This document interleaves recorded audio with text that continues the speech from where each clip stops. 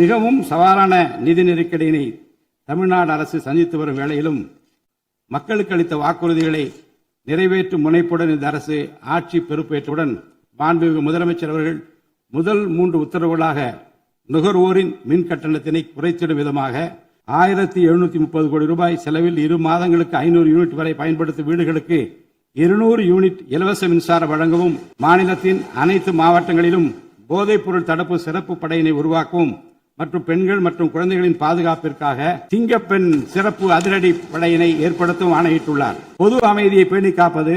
சட்டத்தின் ஆட்சியை நிலைநிறுத்துவது மற்றும் பெண்களுக்கு எதிரான குற்றங்களை இரும்பு கரம் கொண்டு ஒடுக்கி மகளிர் மற்றும் குழந்தைகளை பாதுகாப்பான சூழ்நிலை உருவாக்குவது இந்த அரசின் முதன்மையான லட்சியமாகும்.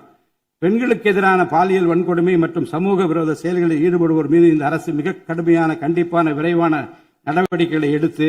உரிய சட்ட பிரிவுகளின் கீழ் அதிகபட்ச தண்டனை பெற்றுத்தரும். பெண்கள் மற்றும் குழந்தைகளின் பாதுகாப்பினை உறுதி செய்யும் பொருட்டு உருவாக்கப்பட்ட சிங்கப்பெண் சிறப்பு அதிரடிப்படை 2545 புதிய பணியிடங்களுடன் 319 புதிய 4 சக்கர ரோந்து வாகனங்கள், 101 இருசக்கர வாகனங்கள் மற்றும் ட்ரோன்களுடன் 354 கோடி ரூபாய் நிதி ஒதுக்கீட்டில் இப்பணியினை மிக சிறப்பாக செய்து முடிக்கும்.